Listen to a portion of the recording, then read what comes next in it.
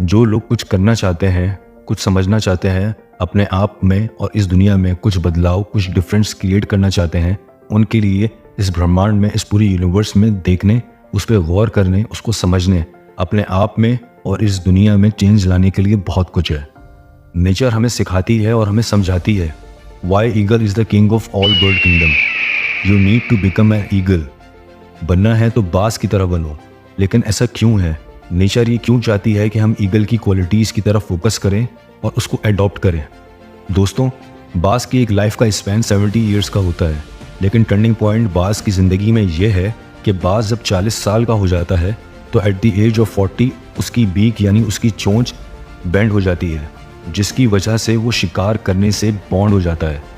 बाज के पर उसके फेदर्स इतने भारी हो जाते हैं कि वो खुद बाज के सीने से ही चिपक जाते हैं, जिसकी वजह से उसको उड़ने में भी काफ़ी मुश्किल फेस करना पड़ता है। बाज के पंजे भी बेंड हो जाते हैं और जिसकी वजह से वो अपने शिकार को ग्रिप नहीं कर पाता और ऑलमोस्ट इसी प्रॉब्लम की वजह से वो अपने शिकार पर कंट्रोल भी नहीं कर पाता। जब बाज 40 साल का हो जाता है तो उसके पास दो ही रास्ते होते हैं, दो ही चॉइसेस होती हैं। या तो वो अपनी इसी हालत को लेकर बैठा रहे और मरने का इंतज़ार करे, या फिर वो अपने आप को ट्रांसफॉर्म करे।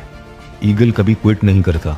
वो जाता है अपने एरिया की टॉप मोस्ट पीक माउंटेन पर और वो अपनी बीक को, अपनी चोंच को जो कि बेंड हो गई थी, उसको उन पत्थरों पे मारता है और जब तलक मारता रहता है, जब तलक कि वो चोंच उसकी टूट नहीं जाती। दोस्तों, जस्ट इमेजिन किस लेवल का पेन बर्दाश्त करता होगा। जब बीक टूट जाती है फिर वो अपने पंजों को और अपने नाखूनों को उन्हीं चट्टानों पर रिगड़ता है और रिगड़ता रहता है कि जब तलक उसके पंजों से उसका एक एक नाखून टूट के अलग नहीं हो जाता। फिर कुछ वक्त के बाद वो उसी बीक को, जब वो नेचर उसको रिटर्न करती है, फिर वो उसी चोंच से अपने परों को नोच नोच के अपने जिस्म से अलग कर देता है। एक अनबिलीवेबल पेन, एक अनडिनाइबल पेन एक बाज बर्दाश्त करता है। बाज जानता है कि ये एक ब्रेकिंग प्रोसेस उसके लिए ज़रूरी है और दोस्तों, ये ब्रेकिंग प्रोसेस आसान नहीं बल्कि बहुत पेनफुल होता है।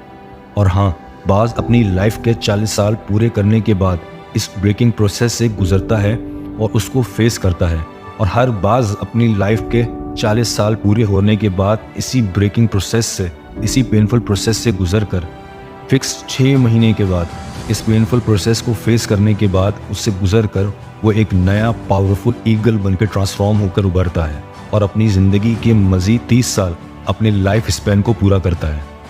अगर आज हम कंफर्टेबल हो जाएंगे तो फ्यूचर डार्क और डिस्कम्फर्ट हो जाएगा, और अगर आज हम इस पेन को, डिस्कम्फर्ट को बेयर कर लेंगे तो फ्यूचर हमारा अपना होगा।